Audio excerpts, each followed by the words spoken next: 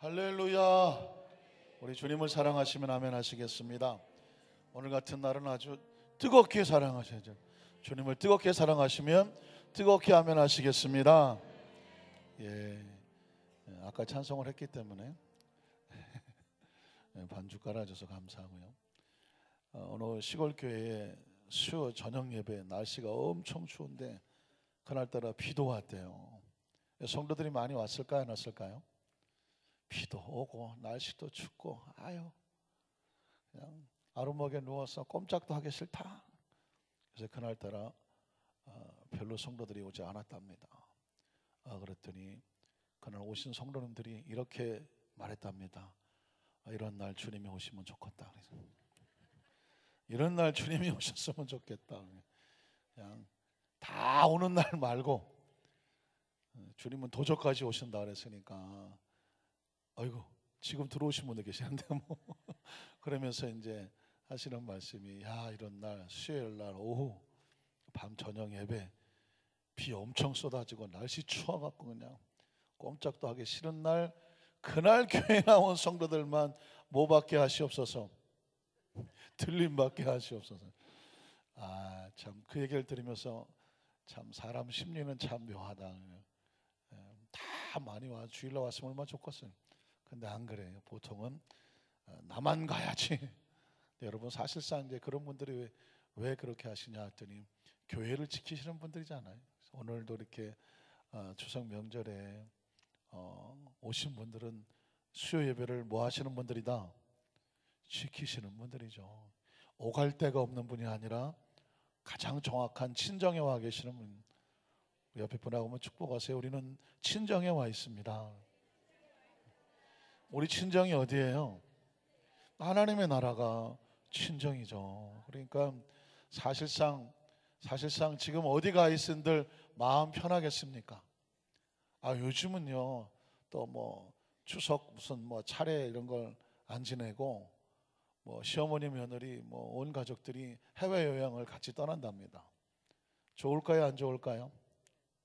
시어머니하고 해외 여행 가는 거 난 좋다. 왜 손 안 들지? 시집도 안 간 자매가 손도 안 드는데. 그래서 신문에 보니까 차라리 차례 지내고 빨리 헤어졌으면 좋겠다. 이거 막 몇 박 며칠 동안 뭐 그냥 며느리들이 시집 식구들하고 같이 여행을 다니려니까 더 고통스럽다고 세상에 또 뭐 그런 또 신문 내용을 보게 되었습니다. 이렇게 얘기하는 동안에 한 분씩 두 분씩 진짜 주님이 오실 것을 알고 이렇게 이제 들어오셔서 감사합니다. 그래서 오늘 같은 날도 어떤 날 보면 저는 사실 거의 별일이 없으면 이때까지 목회하면서 명절에는 예배를 꼭 지키려고 했었습니다. 이유는 뭘까요? 사실 이런 날 저까지 없으면 어떡하겠어요? 허전하시잖아요. 이 정도 등치가 앉아 있어야 그래도 꽉 찼구나. 그래서 명절에 여러분하고 같이 있어주는 것이 제가 목회를 하면서 제 마음속에 그런 게 어떤 사명감처럼 느껴서 수요 예배든 또 철회 예배든 항상 예배를 지키려고 애를 썼고 오늘 그런 가운데 우리 장로님들도 오늘 특별히 같이 예배에 참석해 주셔서 너무 감사합니다. 이런 날은 같이 있어주면 얼마나 좋겠습니까? 여러분 우리가 이렇게 모였지만 어떤 사람이 보기에는 아이고 요거밖에 안 왔네 이렇게 말할지 모르지만 제가 보기엔 이런 생각이 듭니다. 아이고 오붓하게 왔네. 오붓하게 왔네. 혹시 레나 마리아라고 하는 유명한 가스펠 가수가 있어요. 근데 레나 마리아가 여의도 순복음교회에서 특성도 하고 뭐 전 세계적으로 알려져 있는 가스펠 가수예요. 복음성가 가수인데 안타깝게도 이 가스펠 가수는 머리는 금발, 얼굴도 굉장한 미인이고 아주 뭐 연예인 같이 생겼는데 단지 뭐가 없냐? 두 팔이 없어. 두 팔이 없어. 태어날 때부터 없었어. 태어날 때부터 두 팔이 없이 태어났어요. 근데 두 팔도 없는 레나 마리아가 어떻게 그렇게 전 세계를 다니면서 가스펠 가수, 복음성가 가수라는데 얼굴에 구김살이 하나도 없어. 그냥 은혜가 충만해서 복음성가를 불러요. 사람들이 궁금해하죠. 태어났을 때 두 팔이 없이 태어났는데 얼마나 힘들었겠어요. 그러니까 온통 뭐로 하겠어요? 발가락으로 하죠. 발가락. 세수도 발가락으로 다리를 꺾어서 얼굴에 화장도 발가락으로, 머리도 발가락으로 감고, 하여튼간에 팔이 없으니까 발가락으로 다 하고 있어요. 식사도 발가락으로 숟가락 잡고 먹어요. 그런데 그 레나 마리아가 그 두 팔이 없는데도 그렇게 살 수 있었던 이유는 그의 어머니가 레나 마리아가 태어났을 때 아이를 딱 보니까 뭐가 없어요? 팔이 두 개가 없어. 보통 엄마 같으면 뭐라고 말할 것 같아요? 막 눈이 막 돌아가면서 애가 바뀌었다고 막 그러면서 병원에 가서 막 항의할지 모르니 우리 애가 이럴 리 없다고 얼마나 당황했겠어요. 그런데 레나 마리아의 엄마가 뭐라고 말했냐면, 영어로 말하자면 so cute라고 말했어요. 야, 너 진짜 귀엽다. 갓난아이가 냈는데 팔이 없어. 근데 팔도 없는 애가 이러고서 애가 아무것도 모르잖아요. 땡글땡글 엄마 쳐다보고 있으니까 그 애기 엄마가, 레나 마리아 엄마가 걔를 보고, 야, 너 진짜 귀엽다. 내까지 살면서 한 번도 팔이 없는 거에 대해서 아이에게 자존감이 무너지는 상처를 준 적이 한 번도 없어. 너 정말 귀엽고 너 정말 이쁘게 생겼다. 넌 정말 특별한 존재야. 하나님 주신 선물이야. 그 아이를 그렇게 처음부터 태어나자마자 그런 마음으로 엄마가 용기를 주고 그런 식으로 대해줬어요. 그러니까 얘는 이 세상에서 지가 제일 이쁜 거야. 어려서부터 늘 너는 귀엽고 특별한 존재고 그런 얘기를 듣고 자랐어요. 그래 한 번도 사람들 앞에 자기가 두 팔이 없는 것을 감춘 적이 없고 주눅든 적이 없고, 그걸 가지고 떳떳하게 하나님의 사랑받는 자녀로 찬양을 해요. 제가 무슨 얘기를 하고 싶어 하냐면, 우리 얼마나 여러분 진짜 귀여워요. 오늘 이 수요 예배에 우리 오붓하게 모여서 진짜 귀여운 크리스찬들이, 별로 들어본 적이 없어서 아멘이 없네. 하나님 앞에 아주 진정과 진정으로 예배는 특별한 예배가 될 줄로 믿습니다. 찬양 한 장을 드릴까요? 찬양 너무 잘하시는 찬양인데 전 이 찬양만 드리면 눈물 나요. 왜 눈물 난지 아십니까? 중간에 후렴 가사 때문에 그래요. 후렴에 가면 그러면 내가 짓지 않은 큰 집을 주리라고 해서. 여러분 다 집이 있으시구나. 집이 없습니다. 내가 짓지 않은 큰 집을 주리라. 내가 심지 않은 과실을 먹게 하리라. 그러니까 하나님의 말씀을 마음을 다하고 성품을 다하고 힘을 다하여 하나님을 섬기고 계명을 지키면 큰 집은 누가 주신다? 하나님이 주시겠다. 네 손으로 까딱하지 않아도 돼. 큰 집을 내가 너에게 줄 거야. 그리고 내 손으로 심지 않은 과실을 네가 먹게 할 거야. 이게 누구의 마음이에요? 하나님의 마음이에요. 하나님 마음. 이스라엘 백성이 가나안 땅에 들어갈 때 그 가나안 땅을 자기들이 지었나요? 아니에요. 은혜로 주신 거예요. 이미 아브라함에게 약속하신 이 땅 너와 내 자손에게 줄게. 네 자손 하늘의 별같이 내가 만들어 줄게. 너와 내 자손을 만복이로 만들어 줄게. 만복이가 뭐예요? 만 백성들의 복의 근원이 되는, 복군이 만들어 줄게. 복군이 만드는, 그건 하나님이 하시겠다는 거거든요. 이스라엘 백성은 하나님의 은혜로 그 땅에 들어가서 그곳에 있는 것을 마음껏 누리면 돼요. 세상에 어느 부모가 자식에게 죽을 생고생을 시켜가며 그 다음에 네가 이랬으니까 대가 줄게, 그렇게 하실 분은 없잖아요. 하나님께서 우리에게 원하는 것은 내가 짓지 않은 큰 집과 내가 심지 않은 과실을 먹기, 공짜로 주겠다는 게 아니라 하나님이라는 존재를 인정하면 은혜로 주시겠다는 것입니다. 그 은혜에 감사하고 감격하고 그것을 잘 관리하고 지킬 수 있는 그 하나님 자녀에게 내가 줄게. 지금까지 우리가 살아온 모든 것들도 다 은혜 아닙니까? 지금 이 자리에 있는 게 은혜거든요. 기억하세요. 큰 집은 누가 주신다? 하나님이 주십니다. 그것이 정말 집이 됐든 사업이 됐든 아니면 물질이 됐든 어떤 큰 사명이 됐든 간에 큰 건 누가 주시느냐? 하나님이. 얼마 받고? 은혜로. 우리가 먹고 마시는 것도 우리가 땀 흘려 수고하고 헌신하지만 그 수고의 대상은 하나님일 뿐이에요. 하나님 앞에 최선을 다한 거예요. 그러면 먹고 마실 것은 네가 심지 않은 것은 내가 너에게 먹게 하겠다는 거예요. 어차피 인생은 은혜로 사느냐 노동의 대가로 사느냐. 크리스찬은 무엇으로 산다? 은혜로 산다. 이 찬양을 항상 기억하실 때 다른 건 없어요. 하나님의 하나님 되시고 우리가 하나님의 자녀 된 것만 가슴에 품고 살아라. 그러면 내가 내게 큰 집을 줄게라고. 오늘 하나님 은혜를 기대하면서 우리 함께 찬양을 드리고 함께 기도하겠습니다.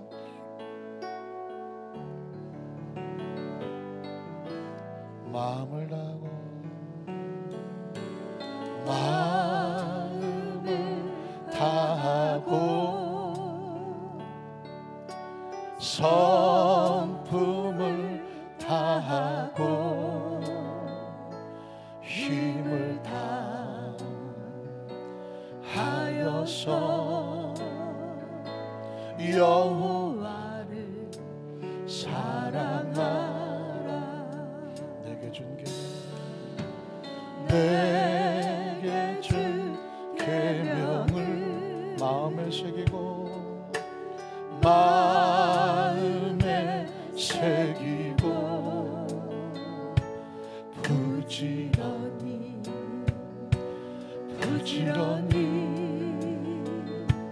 이웃에게 전하여라. 그러면 내가 짓지 않은 큰 집 주리라. 내가 심지 않은 화실을 먹게 하리라.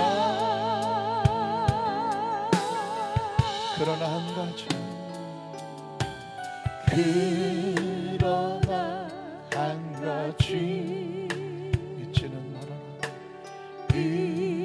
잊지는 말아라. 죄인된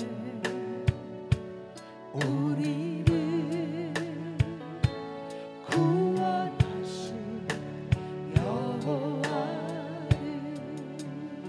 두 손을 가슴에 얹고 잠시 묵상으로 기도합니다. 하나님께서 우리에게 약속하십니다. 네가 최선을 다하여 하나님을 사랑하면 그 계명을 가슴에 품고 부지런히 하나님 하나님 되심을 이웃에게 전하고 증거하는 살면, 그러면 큰 집은 내가 짓지 않은 큰 집은 내가 줄게. 내가 심지 않은 과실을 너로 마음껏 먹게 하며 내가 행복하게 할게. 그러나 그때 잊지 말아야 될 것은, 너의 너된 것은 하나님의 은혜인 것을 잊지 말아야 합니다. 내게 지금 주어진 모든 것들은 하나님의 은혜인 것을 결코 잊지 말고 그분의 계명을 가슴에 끌어안고 남은 생명을 그 복음을 전하고 이웃에게 증거하는 통로가 되라. 우리 말씀을 듣기 전에 하나님 말씀대로 우리가 그렇게 살기 원하고 평생 이 은혜를 가슴에 품고 잊지 않고 은혜를 나누는 그런 통로가 되길 원합니다. 이 시간 또 말씀 타고 우리에게 더 큰 은혜 부어주시고 하나님의 마음과 생각과 뜻과 무엇을 원하시는지 하나님의 원함을 우리 마음속에 채워지게 하여 주시옵소서. 오늘 제 이름은 세 번으로 통성을 한번 기도합니다. 주여 주여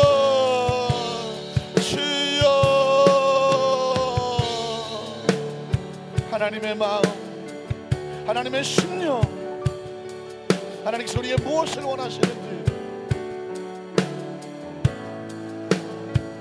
정말 하나님께서 우리에게 무엇을 원하시는지 그 원함을 가슴에 품을 수 있는 기도 가운데 하나님의 원함을 발견합니다. 찬양 가운데 하나님의 무엇을 원하시는지를 발견합니다. 오늘 예배 가운데 말씀 가운데 하나님께서 우리에게 무엇을 원하실까, 그 원함을 발견하게 하소서. 우리가 주님 앞에 나와서 정말 우리의 소원은 하나님께서 무엇을 원하시는지 하나님의 원함을 알게 하시옵소서. 그 원함을 가슴에 품게 하시옵소서. 그리고 하나님께서 원하시는 삶을 살게 하시옵소서. 하나님께서 원하시는 삶의 모습이 있게 하시옵소서. 하나님께서 원하시는 이 대한민국, 하나님께서 원하시는 이 나라, 이 민족, 하나님께서 원하시는 이 땅의 교회, 하나님께서 원하시는 이 땅의 모든 주의 종들, 하나님께서 원하시는 모든 사명자들, 모든 크리스천들, 여의도 순복 안산교회가 하나님께서 원하시는 교회, 여기 있는 모든 사명자들이 하나님께서 원하시는 것에 목숨을 걸고 생명을 걸며 삶을 거는, 하나님께서 원하시는 것은 마음을 다해달라고, 성품을 다해달라고, 힘을 다해서 하나님만 사랑하라고, 내가 내게 준 계명은 내가 내게 원하는 것이라고, 그 원하는 것을 마음에 새기라고, 그리고 그 원함이 이웃에게 증거되게 하라고. 그러면 내가 원하는 것은 너에게 큰 집을 주는 거라고. 그러면 내가 주기 원하는 것은 바로 내가 심지 않은 과실을 주어 너로 행복하게 하는 것이라고. 그리고 마지막까지 잊지 말 것은 내가 너의 하나님이라고. 우리 사랑하는 우리 안산교회 성도들, 예배 나오는 성도들의 마음속에 우리의 평생의 소원, 하나님의 원하심을 알고 하나님의 원함이 되고 우리의 삶이 하나님의 원하시는 방향으로 살아가는 통로가 되도록 하나님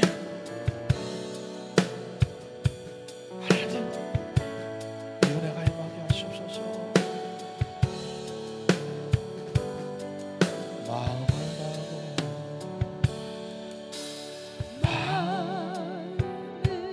다하고 성품을 다하고 힘을 다하여서 영원히 사랑하라. 내게 준 계명을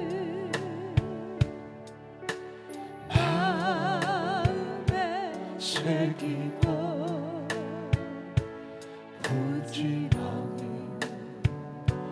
부지런히 이웃에게 전하여라. 그러면 내가 짓지 않은 큰 집을 주리라.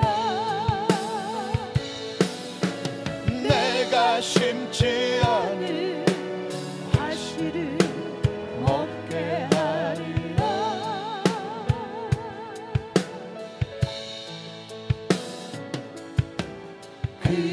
그러나 한 가지 잊지는 말아라. 죄인된 우리를 구원하신 여호와를. 하나님 감사합니다. 찬양을 통해서 하나님께서 우리에게 무엇을 원하시는지를 명령해 주셔서 감사합니다. 깨우쳐 주셔서 감사합니다. 선포해 주셔서 감사합니다. 우리로 고백해 하셔서 감사합니다. 가장 지혜로운 자는 하나님께서 무엇을 원하는지 그 원함에 그 모든 초점과 목적과 가치를 맞추는 삶. 하나님, 우리 안산교회 성도들, 이 예배에 참석한 모든 성도들 가슴속에 하나님께서 원하심에 모든 것을 맞춰서 하나님 원하시는 곳에 항상 그곳에 있는 우리 안산교회 성도들이 되게 도와주시옵소서. 이제 하나님께서 우리에게 무엇을 원하십니까? 말씀해 주십시오. 또 기도 가운데 깨우쳐 주십시오. 매 순간마다 어떤 상황 속에든지 아하, 하나님께서 이것을 내게 원하시는구나.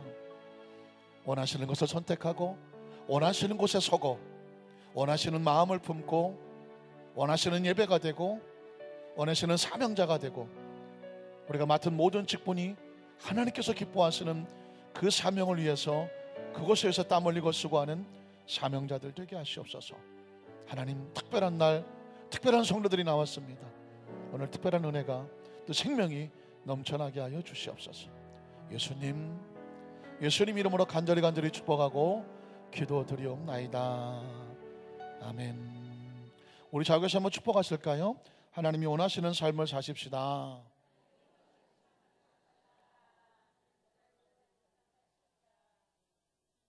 다 끝나셨나요? 한번 따라 하실까요? 생수의 강이 되시는 예수 그리스도. 생수의 강이 되시는 예수 그리스도. 두 번째 말씀으로 함께 은혜 나누기를 원합니다. 제가 지난주죠. 지난주는 우리 중앙선교회 한계철 목사님께서 우리 지구역장 세미나를 하셨고, 지난주 설교 제목이 뭘까요? 네, 오늘 투니까 똑같은 얘기죠. 정신 바짝 차리시면 다 아는 얘기입니다. 한번 따라하실까요? 생수의 강이 되시는 예수 그리스도. 완이었거든요. 제가 그때 말씀을 드렸냐면, 교육학에서 가장 효과적인 교육은 놀랍게도 아주 단순하다. 그것은 뭐냐면 끊임없는 반복이다. 끊임없는 반복입니다. 그러니까 어떤 사람은 그러죠. 만시간의 법칙이라고 해서 어떤 일에 만시간만 투자를 하면 그 계통이 아주 전문가가 될 수 있다. 이런 말을 한 적도 있습니다. 그래서 만시간 투자하기. 결국 이야기는 뭐냐면 끊임없는 반복입니다. 이 반복이요, 광고에도 효과가 있다고 그랬죠. 여러분 TV나 어떤 이런 매체를 보면 똑같은 광고가 막 계속 나옵니다. 엄청난 돈 들인 거거든요. 그런데 계속 광고가 나와요. 왜 나올까요? 자기도 모르게 광고에 노출이 돼 있으면 어느 날 약방에 가서 두통, 지통, 생리통에 뭐 달라 한다고요? 각자 자기들이 들은 거, 어떤 집은 사리돈, 어떤 집은 마따 펜잘, 어떤 집은 타이로날로죠. 계속 나옵니다. 게보딘 이러고 나오죠. 마따 게보. 제가 잘 안 들어봐서 헷갈린 거예요. 상관없어요. 이 얘기는 그냥 잘 안 들었기 때문에 그래요. 그런데 약방에 가서 배 아프다고 무슨 명수? 박명수? 달라고 그러신 분은 자기도 모르게 이제 그게 귀에. 그러니까 광고는 고도의 세뇌 작전입니다. 자기도 모르는 사이에 계속 세뇌가 당하는 거예요. 교육을 받는 거죠.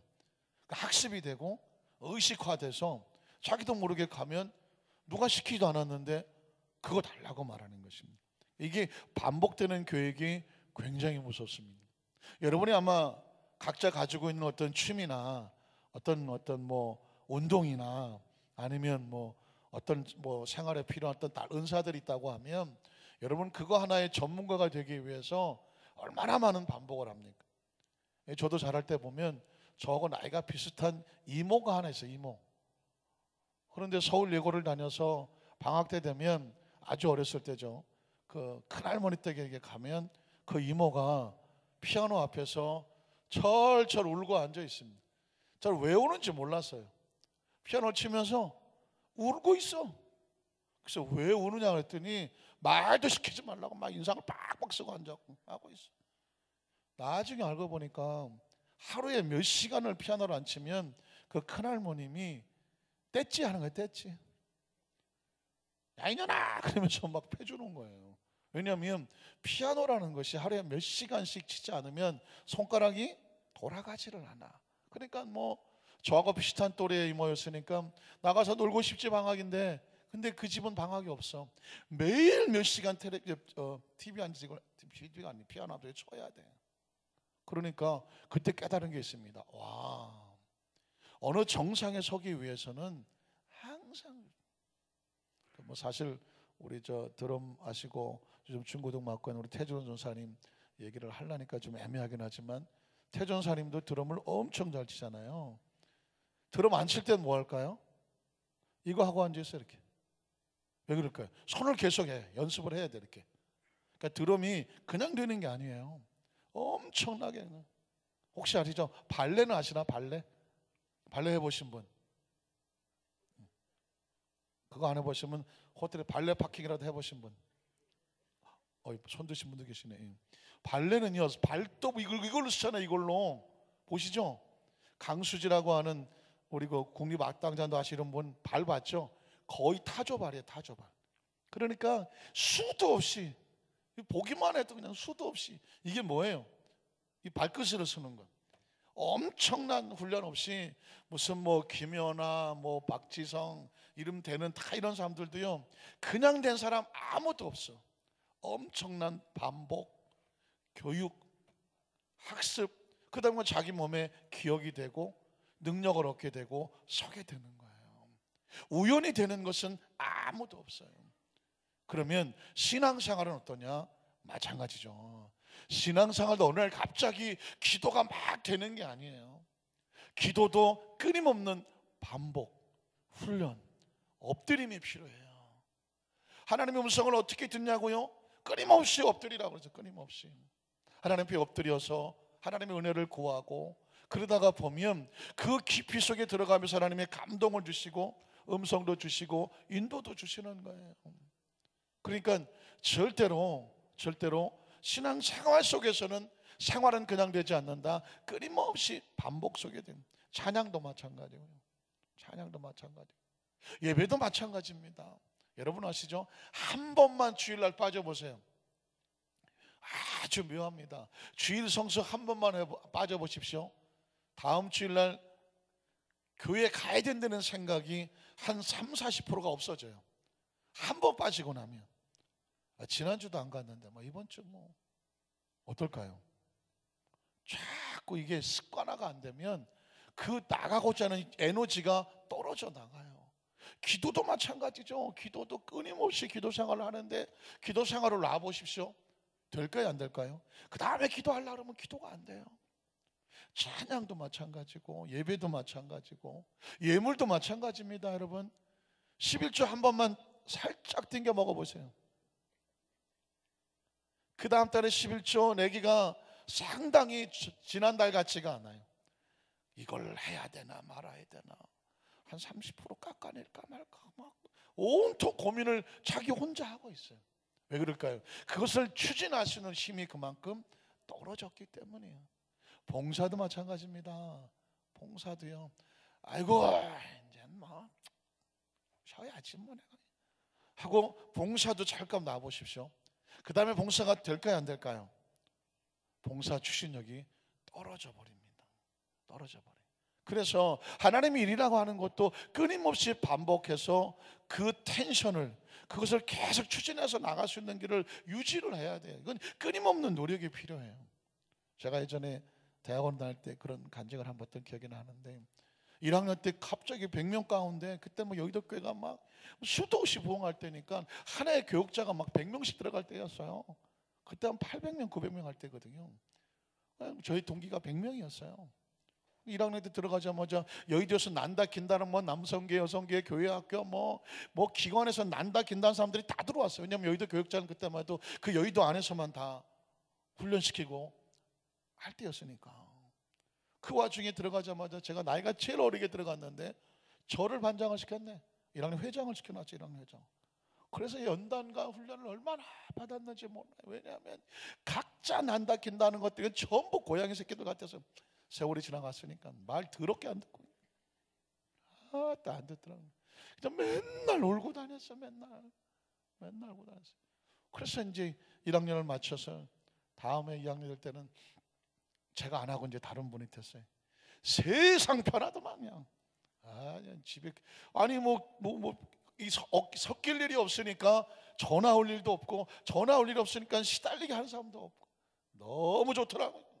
그래서 제가 어떻게 했냐면은, 그래도 그 꼴 보기 싫어서 맨 늦게 가서 맨 늦게 가서 저 뒷자리에 앉아 있다가 축도 끝나고 이제 강의 다 끝나면 목사님 기도하고 축도 끝나면 끝나자마자 도망쳤어요. 축원하옵나이다 아멘하고 또 도망갔어요. 그러니까 세상 편해. 근데 여러분, 육신은 편한데 어디가 불안할까요? 여기가 불안한 거예요. 여기가. 이게 내가 하나님의 종으로 훈련을 받고 해야 되는데, 육신은 편하고 저것들하고 안 섞여서 진짜 편한데 영이 힘들어. 영이 힘들어.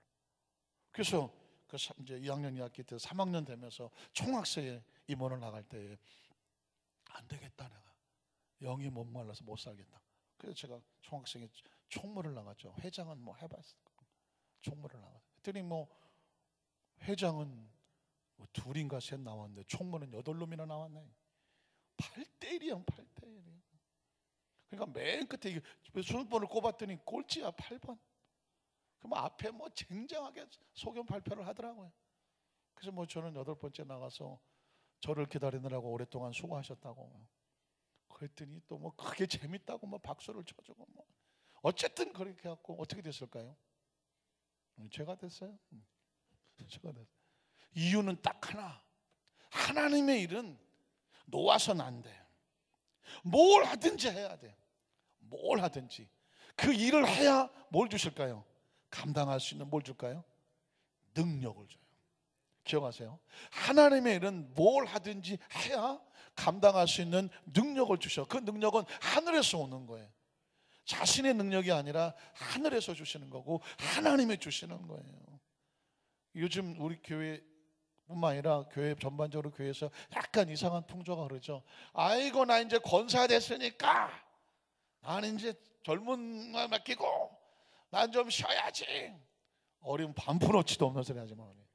권사는 뭐 하라고 시킨 거예요? 일하라고 맡긴 거예요.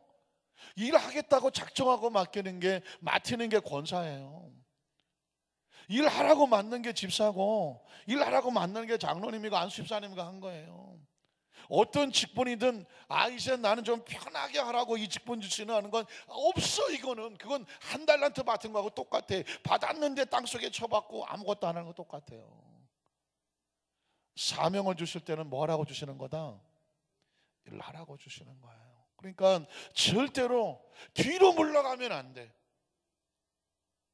뒤로 물러가면 안 되고요, 자꾸 앞으로 가야 돼. 그래야 뭐가 오느냐? 사명이 와요. 일을 안 하면 똥배는 나와도 은혜는 없어. 그렇지만 열심히 땀 흘려 수고하다 보면 그 거시기 배는 들어가더라도 은혜가 충만해요. 그래서 저는 우리 안산교회 성도들에게 반드시 사명을 맡으면 힘들어. 사람들하고 섞이는 것도 힘들고 환경도 힘들고 오해도 받고 부딪혀야 되고 별소리 다 듣고 진짜 막 매일 울고 다녀. 매일 울고 다녀. 왜냐하면 항상 가시는 있으니까. 어디 가도 가시는 있어요. 그런데 그 옆구리 찔리면서 찔리고 아프면서 눈물 흘리며 하나님하고 또 기도하면서 영적으로는 가까워져. 근데 그것도 감사해요. 그래서 우리 여러분 기억하시죠? 장미꽃, 꽃도 감사하지만 모두 감사하다.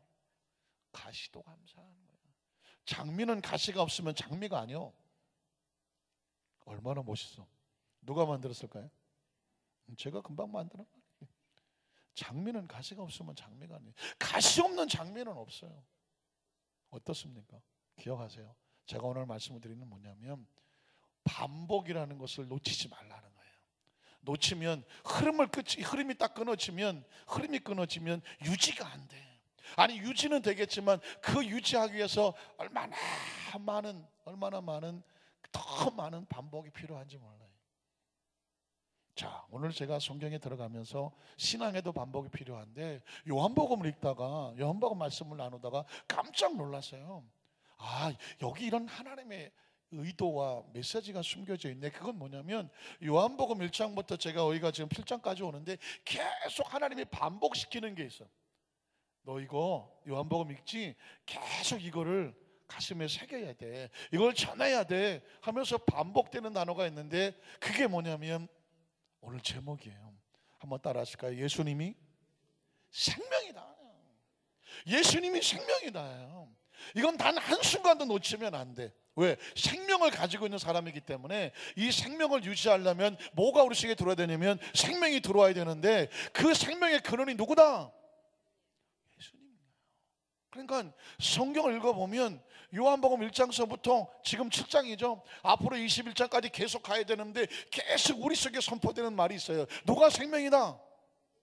예수님이 생명이에요.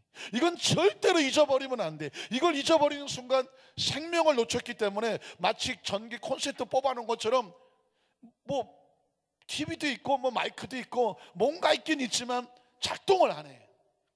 우리의 생명은 어디서 온다? 예수님 하늘로부터 오는 거예요.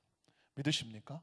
한 번 더 따라 하실까요? 생명이 되시는, 생명의 원천이 되시는, 생수의 강이 되시는 예수 그리스도. 예수 그리스도 하면 가장 먼저 들을 게 생명해야 돼. 한 번 더. 예수는 생명이다. 생명이다. 생명이다. 이거 21번 해야 되는데, 아니 목사님 오늘 설교 준비를 안 하셨나? 왜 저걸 가지고 21분 21번 할까? 혹시 이렇게 했던 머리 돌아가신 분이 계실까 봐 제가 3번밖에 안 했어요. 그러나 기억하셔야 돼. 무조건 머릿속에, 생각 속에, 의식 속에, 세포 속에, 신경 속에, 무의식 속에, 잠재의식 속에 예수는 생명이다. 그래야 우리가 생명의 힘을 얻을 수가 있어요. 자, 성경으로 들어갑니다. 요한복음 1장 1절로 4절을 가면 이렇게 말하죠. 태초에 말씀이 계시니라. 이 말씀과 하나님과 함께 계셨으니 이 말씀은 곧 하나님이시다. 그런데 그 말씀이 무엇을 합니까? 그가 태초에 하나님과 함께 계셨고 만물이 그로 말미암아, 무슨 뜻이죠? 모든 만물은 그 속에서 나왔어. 기억하십시오. 지금 이 땅에 존재하는 모든 만물들은 그 속에서 나왔어. 그러면 그 만물의 모든 생명은 어디서 나와야 마땅하죠? 하나님으로부터 마땅한 거예요. 그 만물이 그로 말미암아 지었고 그 말씀으로 말미암아 지었는데 말씀이 예수 그리스도고 예수 그리스도가 하나님이다. 그 예수 그리스도가 없이는, 말씀이 없이는, 하나님이 없이는 하나도 그가 없이 된 것이 없다.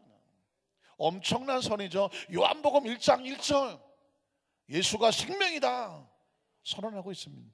그 다음 절 4절에 가면 대놓고 말하죠. 그 안에 뭐가 있다? 생명이 있다. 그 안에 생명이 있다. 그러니까 이 생명을 존재하고 생명을 소중히 여기고 생명을 품고 가는 모든 생명들에게 엄청난 선언이죠. 생명은 우연히 존재하지 않는다. 생명은 오다 가다 생긴 것이 아니다. 생명은 하나님이 창조 속에, 그 속에서부터 나온 거다. 예수 안에 생명이 있었으니 우리가 어디서 나왔다? 하나님 말씀 안에서 나왔고, 그래서 제가 늘 얘기하잖아요. 이 세상에 멋있는 사람들이 얼마나 많아, 그 훌륭한 사람이 얼마나 많아. 그러나 그 사람들을 아버지라고 부르지 않는다. 그 사람을 어머니라고 부르지 않는다. 우리가 부를 아버지는 하나다. 우리가 부를 어머니는 하나다. 왜? 우리가 어디서 나왔기 때문에, 그 부모님 속에서 나왔기 때문에요. 못 나도 그 아버지가 우리 아버지고 못 나도 그 어머니가 우리 어머니다. 왜? 하나님께서 우리를 그 속에서 뭐하게 했다? 나오게 했다는. 생명의 법칙은 놀라운 거예요. 그 속에서 나와야 그가 우리의 부모가 되고 그가 우리의 뭐가 돼요? 내가 그의 자녀가 되는 거죠. 이건 하나님의 법칙이고 원리예요. 혹시 부모를 잃어서 땅에 도와줄 부모가 없어 누군가 그를 양육하고 키우고 있다고 하면 그 자식은 무엇으로 낳았다고 말해요? 가슴으로 낳았다고 말하죠.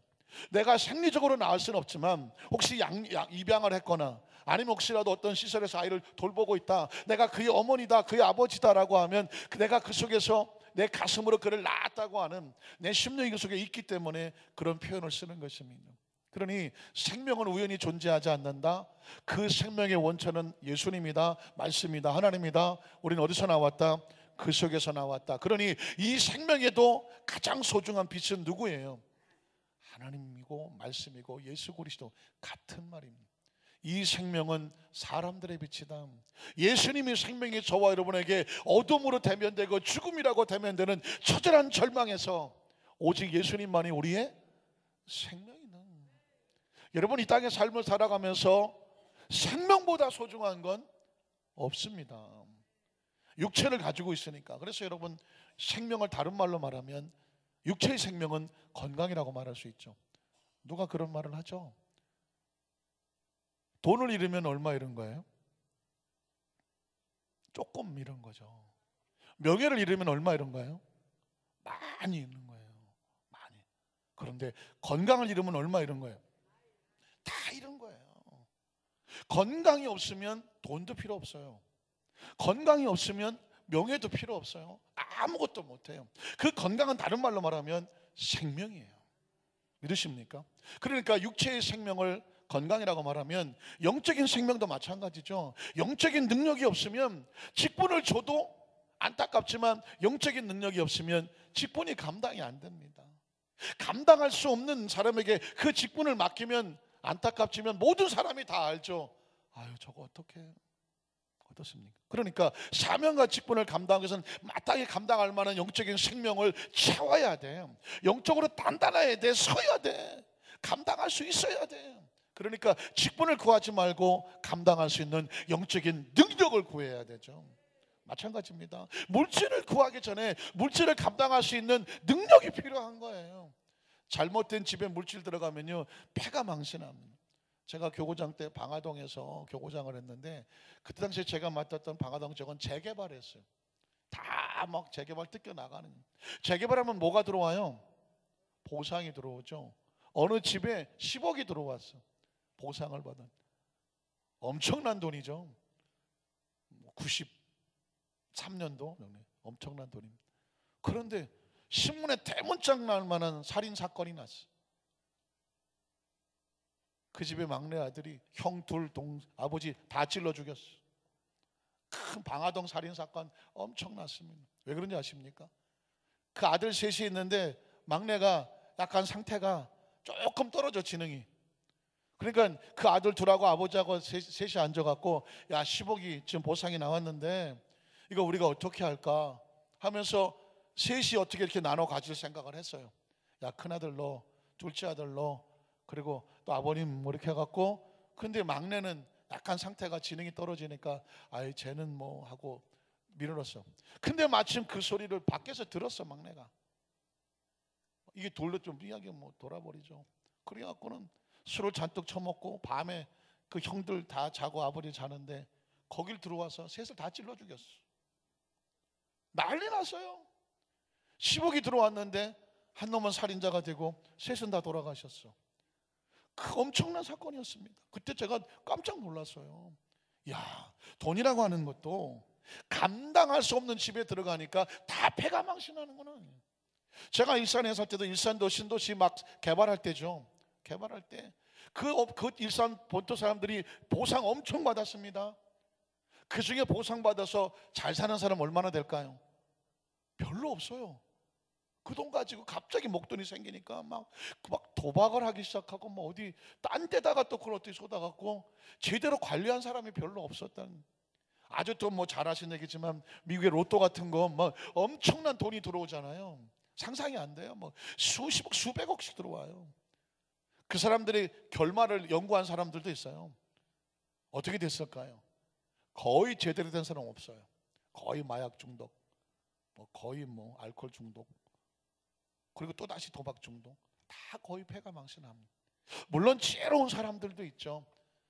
자기 존재 자체를 감춰버리고 다른 이름으로 아주 조용히 후원하고 기부하고 살아가는 사람도 있어요. 그러나 그런 사람도 자기 존재를 감추고 살아요. 왜냐하면 존재가 드러나는 순간 위험해요.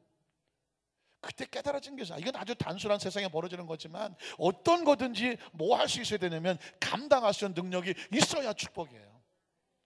감당할 수 있는 뭐 있어야 축복입니다. 영적인 것도 마찬가지고 건강도 마찬가지고 물질도 마찬가지고 직분도 마찬가지고 사명도 마찬가지야. 그러니까 제일 중요한 건 뭐냐? 생명이 충만해야 돼요. 영적인 생명도 충만해야 되고 마음도 감당할 수 있는 생명이 충만해야 되고 몸도 생명이 충만해야 그 모든 것을 감당해낼 수가 있다는 거죠. 그래서 여러분 성경 말하기를 생명이 사람들에게 뭐다? 빛이라고 말하는 거예요. 생명을 잃어버리면 빛이 어두워지는 거죠. 그러니까 육체의 생명을 건강이라고 말했다면 성경은 육체의 생명보다 더 중요한 영원한 생명을 선포하고 있습니다. 요한복음 3장 13절 16절을 보면 예수님이란 이름이 나오면 생명이 따라 나오고 그 생명은 궁극적으로 영원한 생명입니다. 하늘에서 내려온 자 곧 인자 외에는 하늘에 올라간 자가 없느니라. 모세가 광야에서 뱀을 든 것 같이 인자도 들려야 하리니 이는 그를 믿는 자마다 뭐 해야 돼요? 영생이에요. 영생이란 단어 나오면요 펄쩍펄쩍 뛰어야 돼요.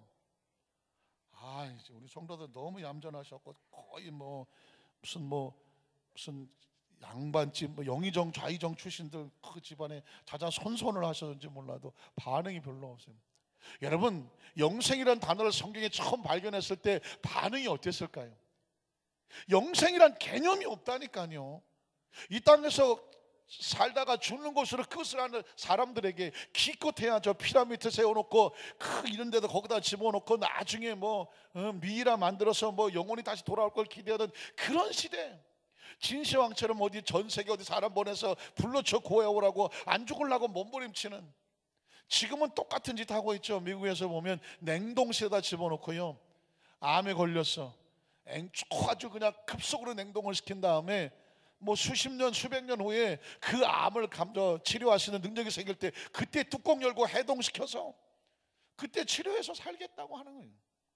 그 미이라나 불로처나 거의 개념 비슷한데 확률은 더 있을지 모르겠죠. 어쨌거나 사람은 육체의 생명을 가지고 살아보려고 몸부림을 치는데, 안타깝지만 육체는 시간과 공간에 제한을 받는 3차원적인 존재예요. 그러니 육체를 가지고 영원히 살 수는 없다는 거죠. 그래서 우리에게 새로운 차원을 열어주죠. 그 새로운 차원이 뭐냐면 영이라는 세계가 있다는 거죠. 시간과 공간을 벗어나는 하나님, 이 우주 밖에 하나님이 안고 계시는 하나님의 나라가 있다. 그 세계의 생명은 육신의 생명과 같지 않아서 시간과 공간의 제한을 벗어나서 영원히 산다. 그걸 갖다가 영원한 생명이라고 말합니다. 영원한 생명, 영원이라는 단어가 eternal life, 영원하다는 말도 있지만 endless라는 말도 있어요. end가 뭐예요? 극장에 가보면 the end, 끝났다고 말하잖아요. 근데 end가 LESS를 붙이면 끝이 없다라는 뜻입니다. endless, 혹시 예전에 endless love 그런, 우리 성도들은 오직 십자가 튼튼히 붙잡고 그런 것만 하시고 그냥 저만 그냥 가끔씩 김소월이 씨 얘기하고 endless love하고 그런 얘기해요. 그래서 저는 여러분이 세상을 모르기 때문에 제가 세상 얘기를 해드리는 거죠. 아니 제가 왜 그러냐면 성경이, 제가 굉장히 감성적이거든요.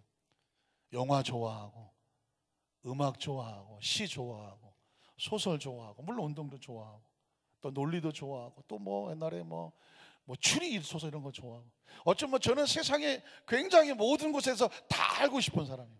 다 알고 싶은 사람이에요. 그런데 성령을 받고 나니까 이게 다 스톱이야.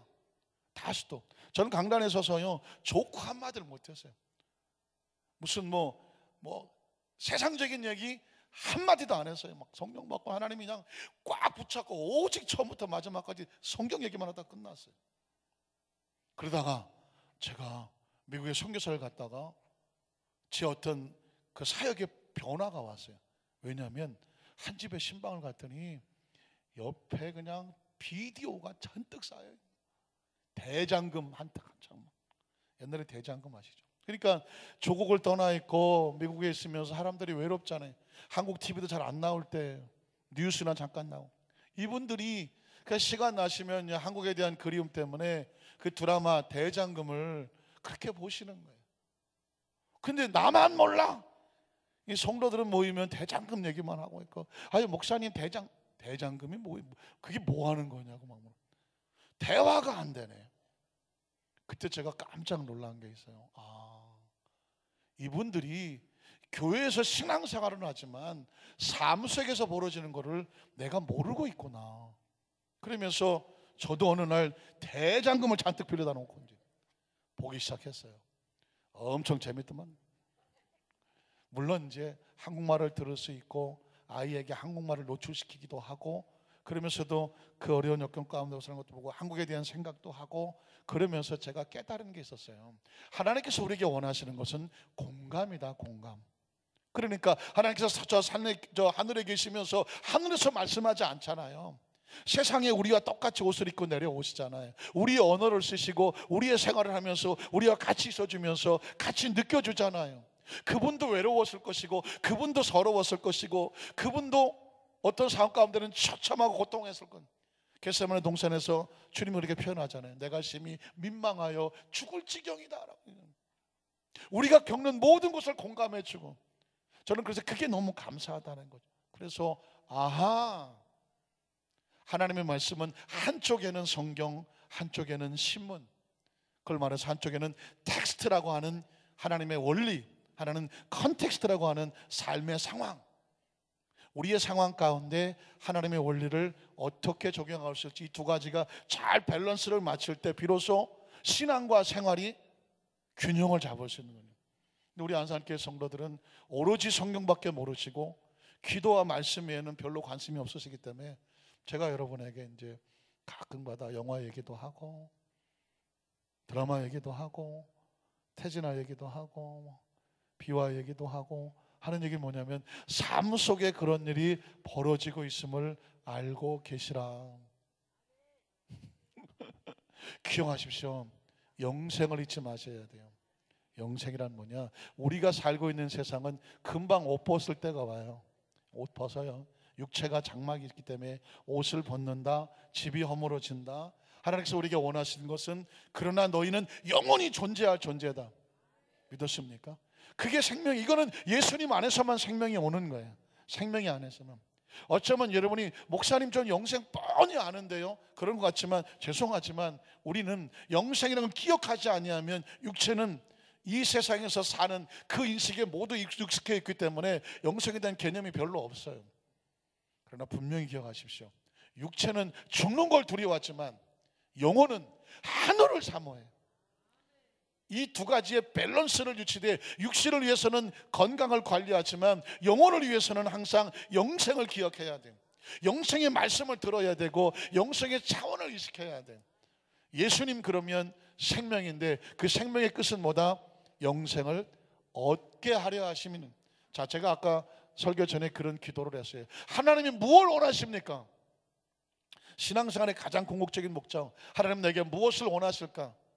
신앙의 가장 올바른 형태, 그분이 원하시는 것에 우리의 삶의 목적을 돌아.